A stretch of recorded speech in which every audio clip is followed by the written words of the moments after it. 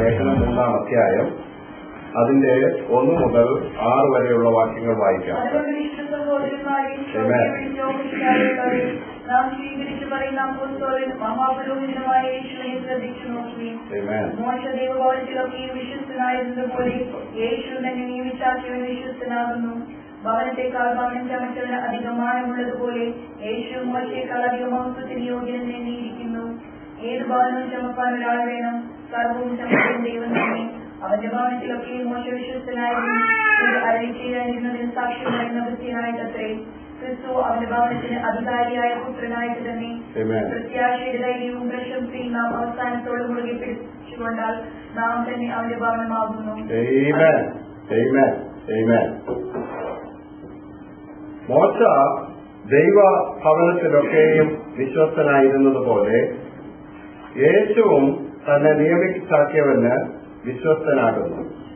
ഭവനത്തെക്കാളും ഭവനം ചമച്ചവന് അധികം മാനമുള്ളതുപോലെ യേശുവും മോശയേക്കാൾ അധികം മഹത്വത്തിന് യോഗ്യൻ എന്ന് എണ്ണിയിരിക്കുന്നു. കഴിഞ്ഞ 2 അധ്യായങ്ങളിൽ യേശു ദൂതന്മാരെക്കാൾ ശ്രേഷ്ഠനാകുന്നു എന്നും യേശു പ്രവാചകന്മാരെക്കാൾ ശ്രേഷ്ഠനാകുന്നു എന്നും നമുക്ക് ചിന്തിക്കുവാനിടയായി തീർന്നുവെങ്കിൽ എബ്രായ ലേഖനം 3-ാം അധ്യായത്തിൽ എബ്രായ ലേഖനകാരൻ രേഖപ്പെടുത്തുന്ന പ്രധാന വിഷയം നമ്മുടെ വാഴ്ത്തപ്പെട്ടവനായ കർത്താവ് മോശയേക്കാൾ വലിയവനാണ്. നോക്കൂ, ഇതിന്റെ പശ്ചാത്തലം യഹൂദ ക്രിസ്ത്യാനികളെ വിശ്വാസത്തിൽ ഉറപ്പിക്കുന്നതിന് വേണ്ടി എഴുതിയ ലേഖനമാണ് എബ്രായ ലേഖനം. അപ്പോൾ യഹൂദന്മാർ ഏറ്റവും അധികം ബഹുമാനിക്കുന്ന വ്യക്തിയാണ് മോശ. ആ മോശയേക്കാൾ വലിയവനാണ് നമ്മുടെ വാഴ്ത്തപ്പെട്ടവനായ കർത്താവ് എന്നവരെ എഴുതി ഉറപ്പിച്ച് അവരെ ധൈര്യപ്പെടുത്തുകയാണ് ഇതിന്റെ ലേഖനകർത്താവ്.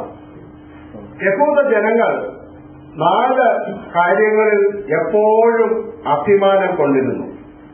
അതില് ഏറ്റവും പ്രധാനപ്പെട്ട ഒരു കാര്യം അവരുടെ തെരഞ്ഞെടുപ്പാണ്. അത് ഇന്ന് രാവിലെ സമയം നാം വിശദീകരിക്കേണ്ട ആവശ്യമില്ല, നമുക്ക് ഏവർക്കും അറിയാം.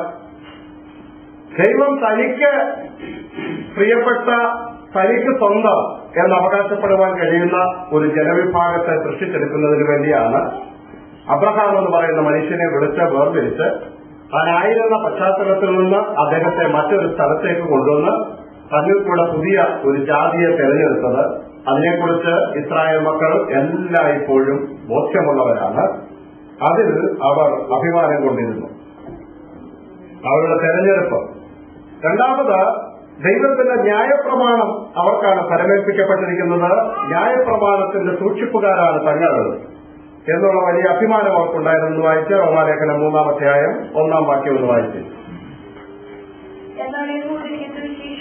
അല്ല പരിച്ഛേദനാൽ എന്ത് പ്രയോജനം? സകലവിധത്തിലും വളരെയുണ്ട്. ഒന്നാമത് ദൈവത്തിന്റെ അരുളപ്പാടുകൾ അവരുടെ പക്കൽ സമർപ്പിക്കപ്പെട്ടിരിക്കുന്നു. ദൈവിക കൽപ്പനകൾ മോശയിൽ കൂടെ ലഭ്യമായത് ദൈവത്തിന്റെ ന്യായപ്രമാണം ദൈവം തന്റെ ജനത്തിനു വേണ്ടി കൊടുത്തു. മോശയിൽ കൂടെ അത് ലഭ്യമായി. അതിന്റെ സൂക്ഷിപ്പുകാരും കാവൽക്കാരുമാണവർ. അതിൽ അവരെല്ലായ്പ്പോഴും അഭിമാനം കൊണ്ടിരുന്നു. വാഗ്ദത്ത ദേശം അവരുടെ അവകാശമായി അവർക്ക് നൽകപ്പെട്ടിരുന്നു. അതിൽ അവർ അഭിമാനം കൊണ്ടിരുന്നു. അതുപോലെ തന്നെ ലേവ്യ പൗരോഹിത്യത്തിൽ ഇസ്രായേൽ മക്കൾ അഭിമാനം കൊണ്ടിരുന്നു. മറ്റ് ജനവിഭാഗങ്ങൾക്ക് അവകാശപ്പെടുവാൻ കഴിയാത്ത ദൈവികമായ ഇടപെടലുകൾ വ്യത്യസ്ത രീതിയിൽ തങ്ങളുടെ ജീവിതത്തിൽ ഉണ്ടായിട്ടുണ്ട് എന്ന കാരണത്താൽ തങ്ങൾ പ്രത്യേകതയുള്ള ജനവിഭാഗമാണ് എന്ന കാര്യത്തിൽ അവരെല്ലായ്പ്പോഴും അഭിമാനം കൊണ്ടിരുന്നു. അതുകൊണ്ട് തന്നെ കാലാകാലങ്ങളിൽ അവരെ നയിച്ചു കൊണ്ടുവന്ന മാനുഷിക നേതൃത്വത്തെ അവർ ബഹുമാനിക്കുകയും അംഗീകരിക്കുകയും ചെയ്തിരുന്നു. നോക്കൂ, ആ കൂട്ടത്തിൽ ഏറ്റവും പ്രധാനപ്പെട്ട വ്യക്തിയാണ് അബ്രഹാം. തത്തുല്യമായ പ്രാധാന്യമുള്ള വ്യക്തിയാണ് മോശ, യോശുവ, അഹരോൻ. അങ്ങനെ അവരുടെ നേതാക്കളായി അവരുടെ മുമ്പിൽ നടക്കുവാൻ കാലാകാലങ്ങളിൽ ദൈവം തെരഞ്ഞെടുത്ത മനുഷ്യരോട് അവർക്ക് വലിയ പ്രതിപത്തി ഉണ്ടായിരുന്നു. അവരെ എല്ലാവരെയും അവർ അംഗീകരിച്ചിരുന്നു, ആദരിച്ചിരുന്നു. എന്നാൽ അവരൊക്കെ ഇസ്രായേൽ മക്കളുടെ അംഗീകാരത്തിനും സ്നേഹത്തിനും ആദരത്തിനും പാത്രീഭൂതരാണെങ്കിൽ അവരാരും ഗൃഹത്തിന്റെ നിർമ്മാതാക്കളല്ല, അതിന്റെ പങ്കാളികൾ മാത്രമാണ്. യഥാർത്ഥത്തിൽ ഉടയവനും അവകാശിയുമാണ് ആര്? നമ്മുടെ വാഴ്ത്തപ്പെട്ടവനായ കർത്താവ് എന്ന് അവരെ വിളിച്ചറിയിക്കുന്നതിന് വേണ്ടി എഴുതിയതാണ് ഈ ലേഖനം, അല്ലെങ്കിൽ അതിന്റെ ഈ 3-ാം അധ്യായം. മോശയെ അവർ വളരെയേറെ ആദരിച്ചിരുന്നു. മോശയുടെ ജീവിതത്തിലേക്ക് നമുക്ക് ഒന്നുകൊണ്ട് കാര്യങ്ങളും നോക്കാം. സംഖ്യാപുസ്തകം 12-ാം അധ്യായം 6, 7 വാക്യങ്ങളൊന്ന് വായിച്ചു.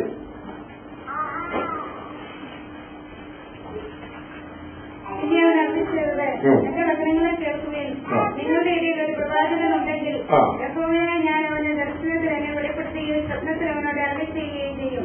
എന്റെ ദാസനായ മോശ അങ്ങനെയല്ല, അവൻ എന്റെ ഗൃഹത്തിലൊക്കെ വിശ്വസ്തനാകും. മോശയെ കുറിച്ച് ദൈവം സാക്ഷ്യം പറഞ്ഞിരിക്കുകയാണ്. മോശ ദൈവ ഭവനത്തിലൊക്കെയും എങ്ങനെയായിരുന്നു? വിശ്വസ്തനായിരുന്നു.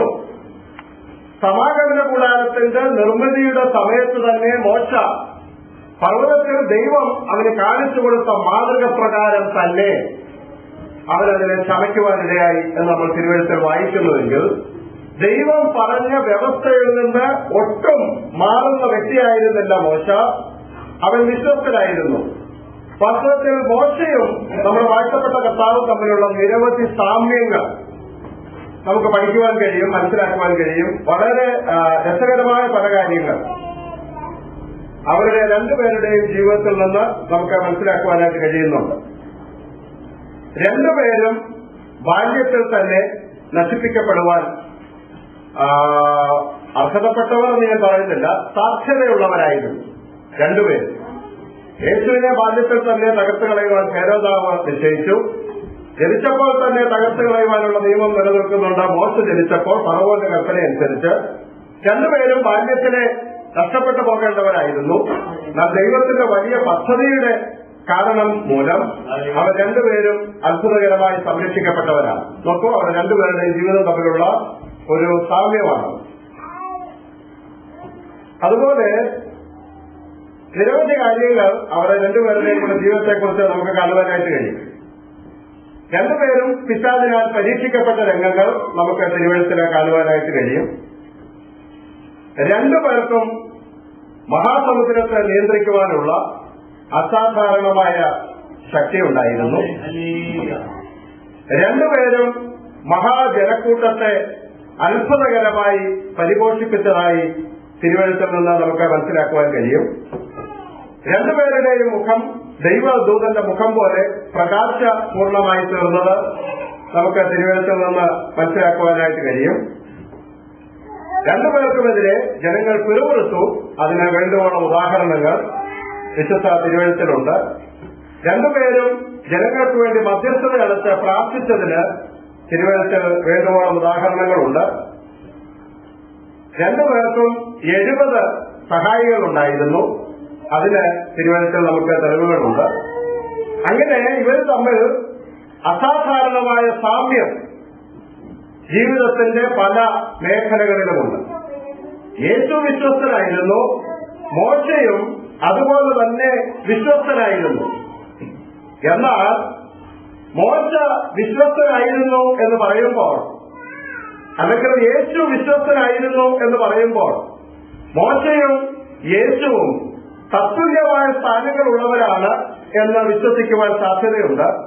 എന്നാൽ അവർ രണ്ടുപേരും തുല്യമായ പദവികൾ ഉള്ളവരല്ല, അതിനേക്കാൾ ഉന്നതമായ സ്ഥാനമാണ് ഒരാൾക്കുള്ളത് എന്നാണ് ഈ വേദഭാഗം തെളിയിക്കുന്നത്.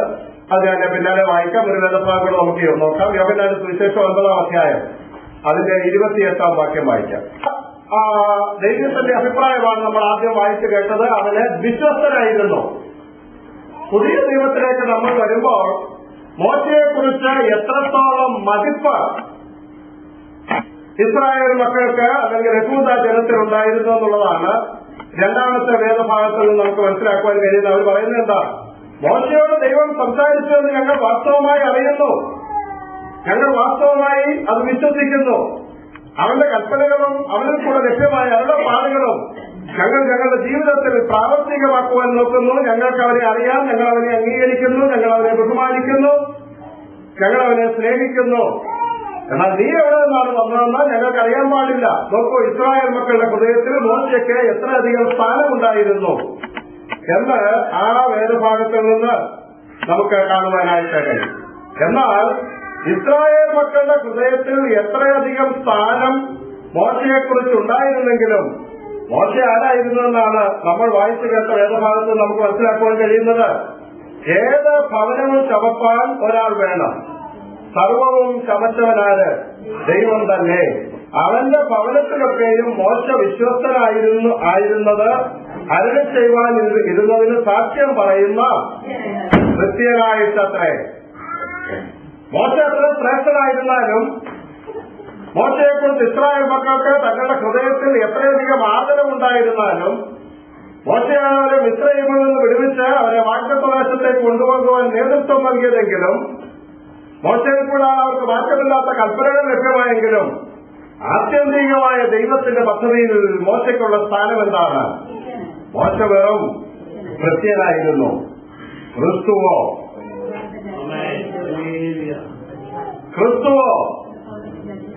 അവന്റെ ഭവനത്തിന് അധികാരിയായ പുത്രനായിട്ട് തന്നെ. ഹല്ലേലൂയ. ഞാൻ ആദ്യമേ നിങ്ങളോട് പറഞ്ഞല്ലോ, യേശുക്രിസ്തുവിന്റെ ദൈവത്വത്തെ നിഷേധിക്കുന്ന ഭാഷണ ഉപദേശം ദൈവസഭയിലേക്ക് നുഴഞ്ഞു കയറുവാൻ തുടങ്ങിയപ്പോൾ അതിന്റെ പ്രതിരോധമായി കഴിഞ്ഞതുകൂടിയാണ് ഈ എബ്രായ ലേഖനം. അപ്പോൾ മോശ വലിയ ആളാണ്, അതിന് തർക്കമില്ല, അതിനെ അംഗീകരിക്കുന്നു. മോശ ദൈവത്തെ അഭിമുഖമായി കണ്ട് ദൈവത്തോട് സംസാരിച്ച ആളാണ്, അംഗീകരിക്കുന്നു, വലിയ കാര്യം തന്നെ. എന്നാൽ ഈ വ്യക്തി എത്ര വിശ്വസ്തനായിരുന്നാലും എത്ര വലിയ ആളായിരുന്നാലും അവൻ ആ ഭവനത്തിലെ ഭൃത്യനായിരുന്നെങ്കിൽ ഉടയവനായിട്ട് വന്നവനാണ് ആര്? വാഴ്ത്തപ്പെട്ടവനായ കർത്താവ്. ഹല്ലേലൂയ. നമ്മുടെ കർത്താവ് മോശയേക്കാൾ വലിയവനാണ്. നമ്മുടെ കർത്താവ് യോശുവയേക്കാൾ വലിയവനാണ്. നമ്മുടെ കർത്താവ് സകല പ്രവാചകന്മാരെക്കാളും പുരോഹിതന്മാരെക്കാളും വലിയവനും ശ്രേഷ്ഠനുമാണ്.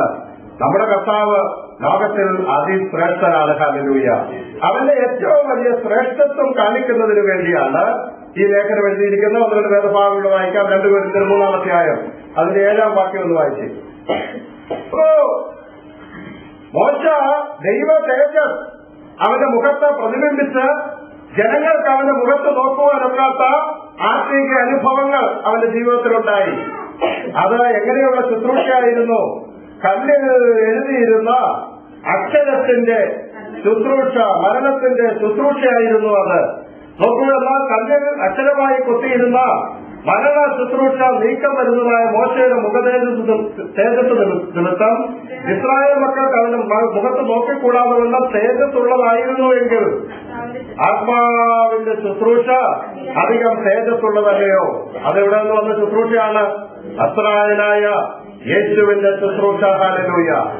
മോശയുടെ ശുശ്രൂഷ തേജസ്സുള്ളതായിരുന്നുവെങ്കിൽ യേശുക്രിസ്തുവിൽ കൂടെ ചെയ്തെടുക്കുന്ന ശുശ്രൂഷ അതിനേക്കാൾ തേജസ്സേറിയ ശുശ്രൂഷയാണ് എന്ന് തിരുവെഴുത്ത് നമ്മളെ പഠിപ്പിക്കുന്നു. ഹല്ലേലൂയ. എന്റെ 4-ാം അധ്യായം 6-ാം വാക്യം ഒന്ന് വായിച്ച്.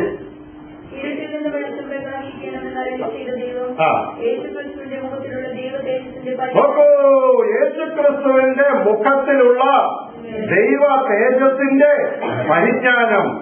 യശയ്യാപ്രവാചകൻ എഴുതുമ്പോൾ നീതിമാനായ എന്റെ ദാസൻ തന്റെ പരിജ്ഞാനം കൊണ്ട് പലരെയും നീതീകരിക്കും. നോക്കൂ, ക്രിസ്തുവിന്റെ മുഖത്ത് വിളങ്ങിയിരുന്ന ആ ദൈവ തേജസ് ഇരുട്ടിൽ നിന്ന് വെളിച്ചം പ്രകാശിക്കണമെന്ന് അരുളി ചെയ്ത ദൈവം യേശുക്രിസ്തുവിന്റെ മുഖത്തിലുള്ള ദൈവ തേജസ്സിന്റെ പരിജ്ഞാനം വിളങ്ങേണ്ടതിന് ഞങ്ങളുടെ ഹൃദയങ്ങളിൽ പ്രകാശിച്ചിരിക്കുന്നു. ഹല്ലേലൂയ.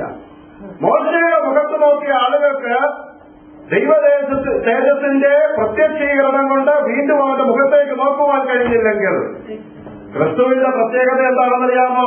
അവരിൽ വിളങ്ങുന്ന ദൈവ തേജസ്സിന്റെ പരിജ്ഞാനം നമ്മുടെ ഹൃദയത്തിലേക്ക് വന്നിറങ്ങുമ്പോൾ നമ്മൾ എങ്ങനെയുള്ളവരായി തീരുന്നു?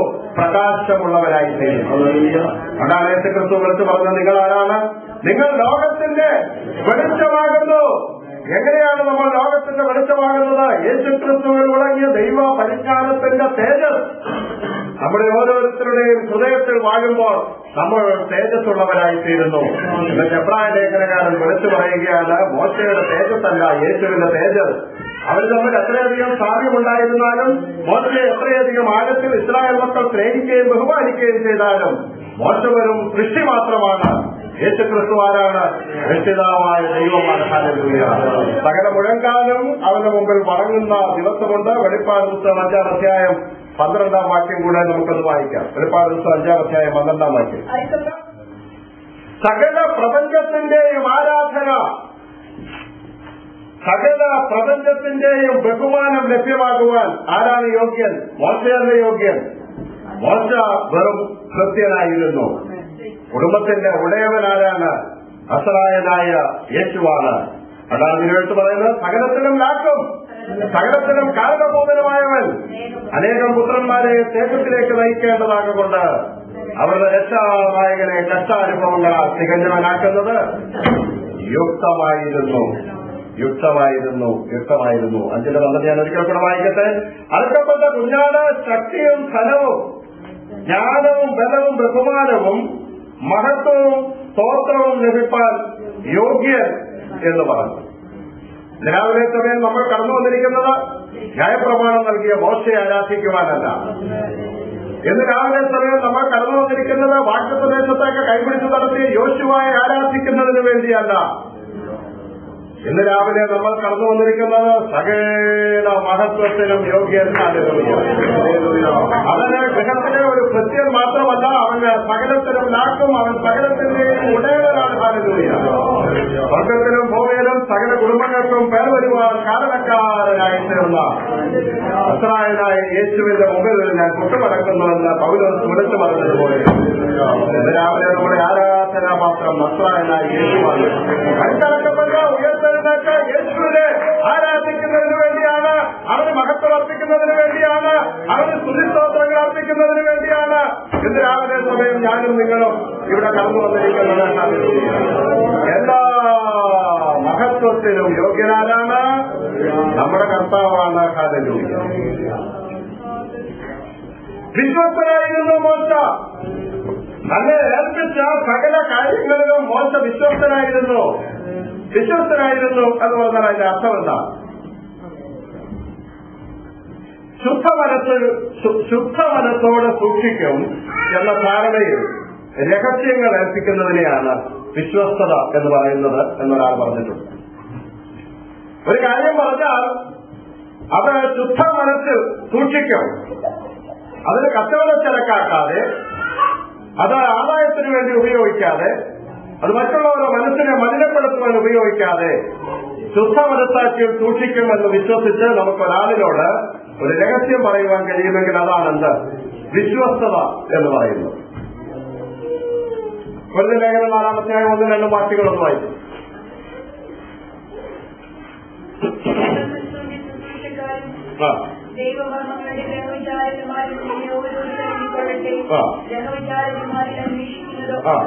ഗൃഹവിചാരകന്മാരിൽ അന്വേഷിക്കുന്നതോ അവരെങ്ങനെയായിരിക്കണം? വിശ്വസ്തരായിരിക്കണം. ഗൃഹവിചാരകന്മാരിൽ അന്വേഷിക്കുന്നതോ അവരെങ്ങനെയായിരിക്കണം? അവർ വിശ്വസ്തരായിരിക്കണം.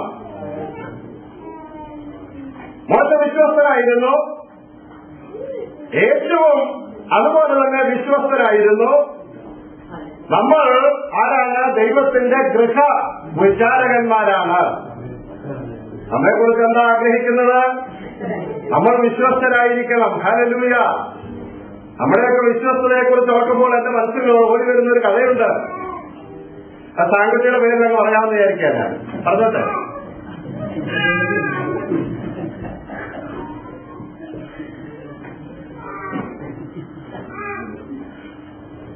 സാങ്കുട്ടിയുടെ വീട്ടിൽ കുറച്ചാളും ഒരു പാസ്റ്റർ വന്ന് താമസിച്ചു. നല്ല അനുഗ്രഹിക്കപ്പെട്ട ഒരു ദൈവദാസ്. ഈ അച്ഛനെയല്ല, കുറച്ചാളുമുണ്ട്. മുറിയെല്ലാം പോയി കഴിഞ്ഞപ്പോഴാണ് മുറിയെല്ലാം നറുക്കിപ്പെറുക്കാന്ന് വിചാരിച്ചു. നിസാമത്തിൽ അങ്ങോട്ട് കയറിച്ചത്. മുറിയെല്ലാം നറുക്കിപ്പെറുക്കി എല്ലാം ഒന്ന് വൃത്തിയാക്കാം എന്ന് വിചാരിച്ച് അവിടെ ചെന്നു. മുറിയെല്ലാം വൃത്തിയാക്കിക്കൊണ്ടിരിക്കുന്ന ഉടനെ സാങ്കുട്ടി വിളിച്ചു പറഞ്ഞു, അച്ഛൻ ഇവിടെ താമസിച്ച പാസ് ഒരു വെറും കള്ളനാണ്, ഒരു മഹാകള്ളനാണ്. എന്താ നീ പറയുന്നത്? അച്ഛാ അത് നമ്മുടെ ഒന്നാം തരം ഒരു നീല ഷീറ്റ് അടിച്ചു മാറ്റി കൊണ്ടുപോയി നമ്മളെ സാഹചര്യത്തോടെ ചോദിച്ചു, നീ ഏത് നീല ഷീറ്റിന്റെ കാര്യമായി പറയുന്നത്? ഓ, ഏത് നീല ഷീറ്റിന്റെ കാര്യം? നമ്മൾ രണ്ടുപേരും കൂടെ IPC ഫാമിലി കോൺഫറൻസിൽ പോയപ്പോൾ ബോഡിയിലെ ഇന്ന് ഞാനൊന്നും അടിച്ചു മാറ്റി കൊണ്ടുവന്നില്ല.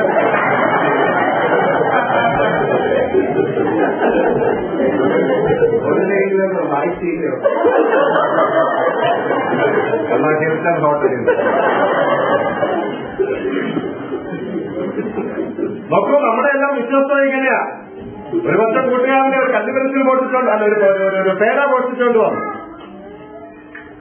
പൊട്ടിച്ചോണ്ട് വന്നു അവന്റെ അപ്പനവനെ പറഞ്ഞു, നാണം കേടാ നിനക്ക് വല്ലവന്റെ സാധനമൊക്കെ മോഷ്ടിക്കുക. എന്തൊരു നാണം കെട്ട കാര്യമായി. ഒരിക്കലും ഇത് ചെയ്യാം. അന്നല്ല, ഓഫീസിൽ എന്തുമാത്രം പേനായും പേപ്പറോ ഞാൻ നിനക്ക് കൊണ്ടിട്ടേക്കുള്ളൂ. ദൈവത്തിനെ കൂട്ടുകാരൻ ചെയ്ത് മോഷ്ടിച്ചത്. നോക്കൂ, നമ്മുടെ എല്ലാം വിശ്വസ്തത ഇങ്ങനെയാണ് പലപ്പോഴും. മോശയെക്കുറിച്ച് പറയുമ്പോൾ അവൻ ദൈവഭവനത്തിലൊക്കെയും വിശ്വസ്തനായിരുന്നു. നമ്മൾ ഓരോരുത്തരും ജീവിതത്തിൽ വിശ്വസ്തരായിരിക്കണം. ഏതൊക്കെ മേഖലകളിലാണെന്നറിയാമോ? താങ്കൾക്ക് വേറെ ഇഷ്ടമില്ലാത്ത ഒരാളാണെന്ന് എനിക്കിപ്പോ മനസ്സിലായി. ആത്മാർത്ഥമായി താനൊക്കെ തിരിച്ചോ അവരെല്ലാം താങ്കൾക്ക് വേറെ ഒരാളെയാണ്.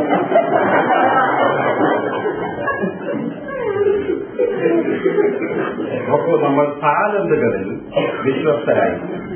ദൈവം നമ്മെ എല്ലാം താലന്തുകൾ ഏൽപ്പിച്ചിട്ടുണ്ട്.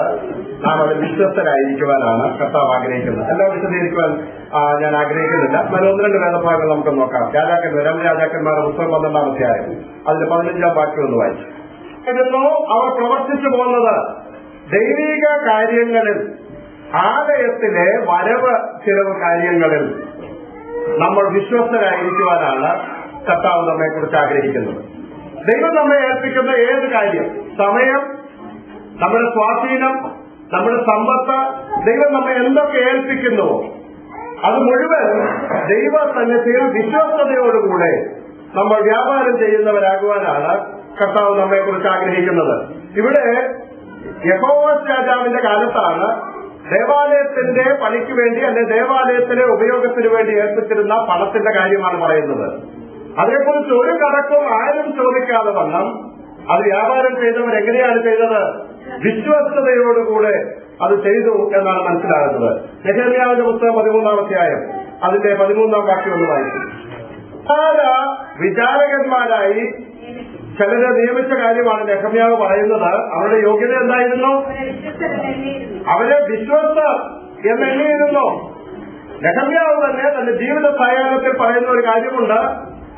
ഞാന് ഇതുപോലെയുള്ള ഈ മതിൽ പണിയുടെ കാര്യത്തിലും മതിലിന്റെ അറ്റകുറ്റപ്പണിയുടെ കാര്യത്തിലും ഞാൻ ഇടപെട്ടു.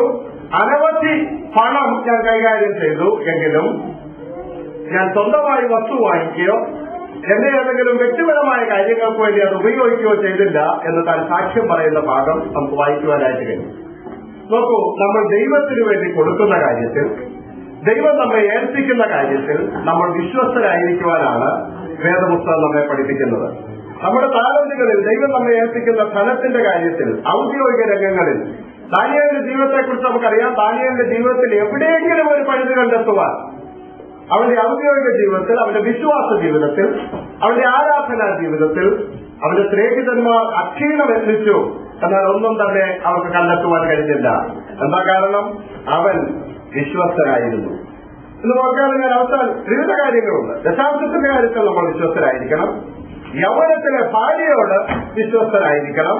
നിരവധി കാര്യങ്ങളിൽ നമ്മൾ വിശ്വസ്തരായിരിക്കേണ്ട കാര്യം തിരുവനന്തപുരം നമ്മെ പഠിപ്പിക്കുന്നു. മോശ ദൈവഭവനത്തിലൊക്കെയും വിശ്വസ്തനായിരുന്നു. യേശുവും അതുപോലെ തന്നെ നിയമിച്ചാക്കിയവന് ആരായിരുന്നു? വിശ്വസ്തനായിരുന്നു. നമ്മെക്കുറിച്ച് കർത്താവ് ആഗ്രഹിക്കുന്നത് എന്താ? ഗൃഹവിചാരകന്മാരും അന്വേഷിക്കുന്നതോ അവരാരായിരിക്കണം? വിശ്വസ്തരായിരിക്കണം. നമ്മുടെ കണ്ണുകളെ നമുക്ക് ദൈവസ്ഥലത്തിൽ അടയ്ക്കണം. ഗൃഹവിചാരകന്മാരും അന്വേഷിക്കുന്നതോ അവർ വിശ്വസ്തരായിരിക്കണം. നമ്മുടെ ജീവിതത്തിലെ വിശ്വസ്തത സമസ്ത മേഖലകളിലും നമുക്ക് ലാഭമുണ്ടാകുമ്പോൾ നമ്മൾ വിശ്വസ്തരായിരിക്കണം. നമുക്ക് നഷ്ടം സംഭവിക്കുവാൻ സാധ്യതയുള്ള സമയത്തും നമ്മൾ ആരായിരിക്കണം? നമ്മൾ വിശ്വസ്തരായിരിക്കണം. ദൈവം ഏൽപ്പിക്കുന്ന താലന്തുകളുടെ കാര്യത്തിൽ ഒരു താലന്ത് ഏൽപ്പിച്ച ഒരു മനുഷ്യനുണ്ട്. അവൻ വന്ന് യജമാനോട് പറഞ്ഞതാണ്, നീ വിതയ്ക്കാത്തടത്ത് നിന്ന് കൊയ്യുകയും വിതറാത്തത് ശേഖരിക്കുകയും ചെയ്യുന്ന കഠിന മനുഷ്യൻ എന്ന് ഞാൻ മനസ്സിലാക്കി. അതുകൊണ്ട് ഞാൻ എന്ത് ചെയ്തു? എനിക്ക് നീ തന്ന താലന്ത് ഞാൻ കൊണ്ടുപോയി കുഴിച്ചിടുവാനിടയായി തീർന്നു. യജമാനൻ അവരോട് തിരിച്ചു ചോദിച്ചത് ഇതാണ്, ഞാനത് നാണ്യപീഠത്തിൽ കൊടുത്തിരുന്നെങ്കിൽ എനിക്കത് പലിശയോടുകൂടെ മടക്കി വാങ്ങിക്കുവാൻ കഴിയുമായിരുന്നു. എന്നെ അത് മുഴുവൻ നീ നഷ്ടമാക്കിയല്ലോ എന്ന് പറഞ്ഞുവെങ്കിൽ 5 കൊടുത്തവൻ 5 കൂടെ നേടി, 2 കൊടുത്തവൻ 2 കൂടെ നേടി.